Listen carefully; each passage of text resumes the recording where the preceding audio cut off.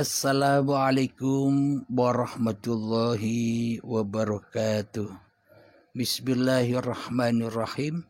Ashhadu an la ilaha illallah wa ashhadu anna Muhammadar Rasulullah. Allahumma salli ala sayyidina Muhammad wa ala ali sayyidina Muhammad. Rabbi shrah li sadri wa yassir li amri wahlul 'uqdatam min lisani yafqahu qawli. Amin. Bismillahirrahmanirrahim. Salam hormatku, salam santunku buat para pecinta channel Uripi Allah ini. Semoga kita semua senantiasa diberi petunjuk oleh Allah Subhanahu wa ta'ala. Amin ya rabbal alamin. Alhamdulillahirabbil alamin. Kita melanjutkan episode yang terdahulu tentang surat Al-A'raf ayat yang kedua,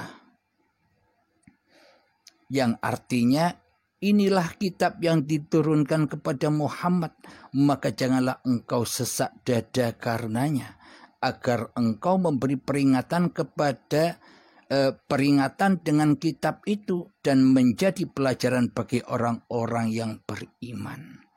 Maksudnya orang-orang yang sudah mengenal diri manusianya, maka ia akan mengenal Tuhannya.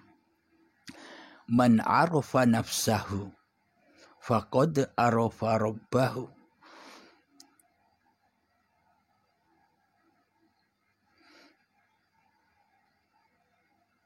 Jadi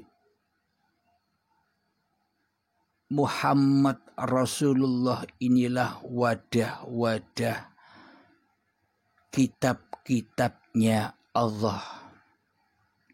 Sesungguhnya kitab-kitab Allah yang ada di luar diri kita, seperti yang ditohirkan, ditulis di kertas seperti Al-Quran, Zabur, Taurat, Injil, semua itu kitab secara syariatnya. Akan tetapi kitab yang ada di dalam diri Muhammad Rasulullah ini kami membahas makna mutasabihatnya, tidak membahas makna syariatnya. Kalau makna syariatnya kita sudah banyak tahu cerita-cerita di kisah-kisah Kanjeng Nabi Muhammad sallallahu alaihi wasallam. Yang kami kaji di sini hakikatnya, arti mutasabihatnya.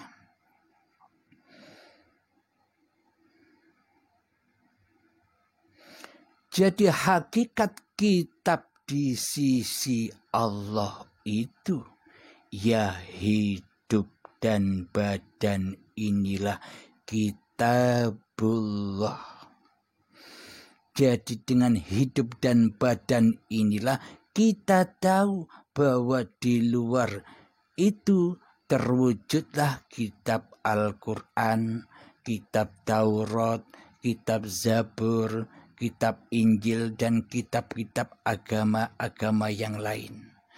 Pada hakikatnya seluruh kitab-kitab yang dohir itu bersumber daripada kitab yang batin, yakni kitabullah, hidup dan badan yang suci, yakni asyhadu an la ilaha illallah wa asyhadu anna Muhammad Rasulullah. Jadi hidup dan badan inilah sumber dari segala sumber kitab-kitab yang ada di luar diri itu. Sumbernya sumber kitab-kitab syariat. Coba kita hayati. Kira-kira tanpa hidup dan badan ini, apakah kita tahu bahwa ada Al-Quran? Apakah kita tahu ada kitab Injil? Apakah kita tahu ada kitab Taurat? Apakah kita tahu ada kitab Zabur? Tanpa kitab hidup dan badan ini. Jadi hakikat Al-Quran Qadim itu adalah hidup dan badan inilah awal sumber dari segala sumber munculnya kitab-kitab yang dohir. Kitab-kitab yang tertulis itu berasal dari kitab yang tak tertulis, berasal dari Al-Quran Qadim yang laisa kamitslihi syai'un. Jadi selama ini kita membahas tentang hayatullah yang laisa kamitslihi syai'un. Jadi kita selama ini terbius dengan laisa kamitslihi syai'unnya saja. Kita tidak bisa menyaksikan apa yang telah diwujudkan, apa yang telah diciptakan oleh yang laisa kamitslihi syai'un. Terutama badan-badan kita ini kan berasal dari zatullah, yakni berasal dari yang laisa kamitslihi syai'un, terciptalah badan-badan ini. Tanpa yang laisa kamitslihi syai'un, maka tak akan ada badan-badan ini. Ini kitab yang pertama. Jadi dengan adanya badan inilah kita bisa menyaksikan kitabullah, yakni alam semesta inilah hakikatnya kitabullah. Alam semesta, seluruh alam semesta, seluruh sesebutan-sesebutan, seluruh makhluk-makhluk yang disebut-sebutan, itulah kitabullah. Itulah pagelarannya Allah. Jadi apa yang kita saksikan selama ini hanyalah bioskop-bioskop saja yang tak akan pernah wujud, yang tak akan pernah nyata bila tak ada Al-Quran Qadim, bila tak ada hidup dan badan ini. Jadi tanpa badan kita ini, tanpa hidupnya Allah, kita tak akan pernah bisa menyaksikan ayat-ayat Allah yang ada di dalam kitabullah ini. Di dalam alam semesta inilah seluruhnya ayat-ayat Allah. Bagi siapa? Bagi Muhammad Rasulullah. Bagi orang-orang yang sudah kembali menjadi khalifatullah, menjadi wakil-wakil Allah. Karena sudah dituhani oleh Allah. Karena selama ini kan kita seolah-olah saja bertuhankan Allah, tapi dalam hati kita bertuhankan kepada hawa nafsu kita sendiri bersama sekutu iblis dan setan yang nyata.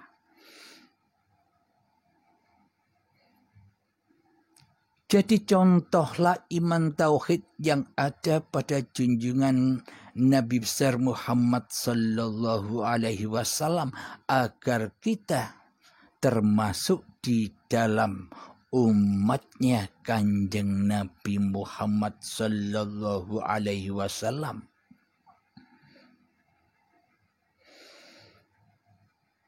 Dan iman yang seperti Kanjeng Nabi Muhammad itulah yang selalu hatinya mentauhidkan Allah, yang selalu hatinya mengesahkan Allah daripada mentauhidkan dan mengesahkan diri Muhammadnya di hatinya.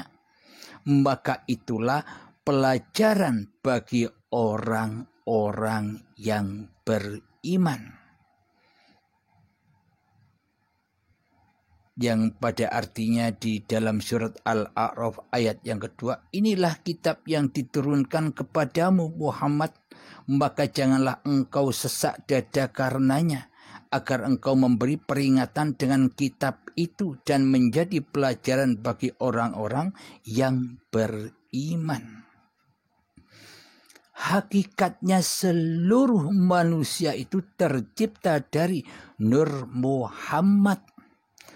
Maksudnya seluruh badan-badan manusia ciptaan Allah inilah hakikatnya Muhammad Rasulullah, diciptakan Allah, dihidupi Allah, dicukupi Allah, diperjalankan oleh Allah, dikuasai oleh Allah dan sebagainya. Tapi pada hakikatnya sangat amat langkah orang-orang yang ditunjuki makom yang seperti demikian. Hanya orang-orang pilihan sajalah yang ditunjuki oleh Allah. Hanya orang-orang yang dikehendaki sajalah yang dipilih oleh Allah. Semoga saya dan kita semua para pendengar Uripe Allah ini, semoga kita semua berada di dalam hidayah dan petunjuk Allah Subhanahu wa ta'ala.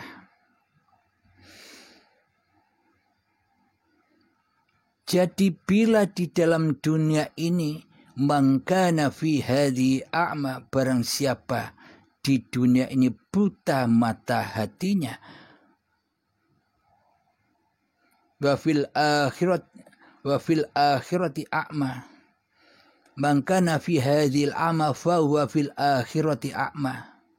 Barang siapa buta mata hatinya di dunia ini, maka di dalam akhiratnya pun semakin buta mata hatinya. Wa adhallu sabila, dan tersesat-sesatlah perjalanannya. Maka dari itu hanya Muhammad Rasulullah sajalah, hanya golongan Muhammad Rasulullah sajalah yang selamat. Jadi para nabi-nabi terdahulu, para rasul-rasul terdahulu, semuanya termasuk golongan Muhammad Rasulullah. Dan para aulia Allah, para kekasih Allah yang lain sudah tergolong Muhammad Rasulullah. Karena tidaklah mungkin disebut para nabi dan para rasul bila di dalam hatinya masih bertuhankan hawa nafsunya sendiri daripada bertuhankan kepada Allah. Jadi inilah yang dimaksud para nabi, para rasul. Jadi Kanjeng Nabi Muhammad itu adalah nabi pamungkas. Nabi yang diikuti, yang diimami oleh para nabi dan para rasul. Ini maksudnya, yakni kembali kepada Muhammad Rasulullah. Hatinya sudah menjadi singgah sananya Allah daripada menjadi singgah sananya hawa nafsu, iblis dan setan, yang mana tinggalnya di dalam neraka jahanam.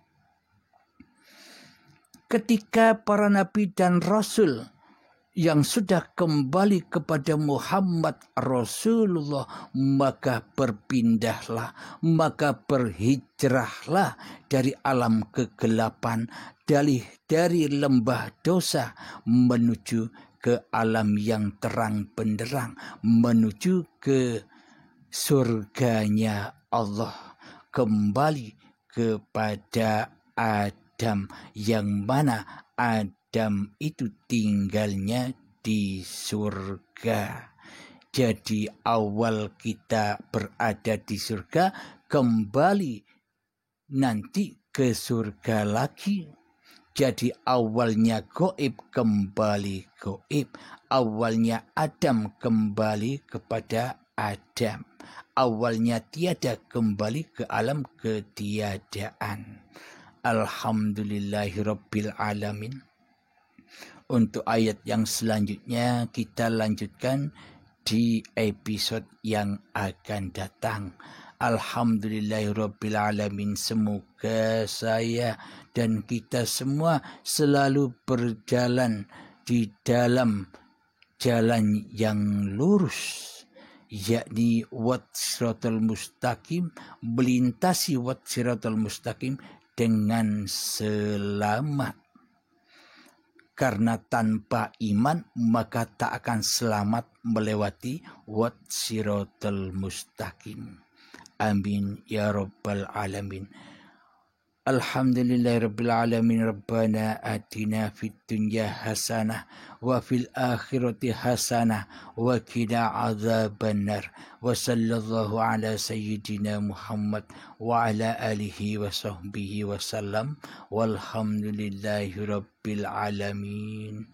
Akhirul kalam. Assalamualaikum warahmatullahi wabarakatuh.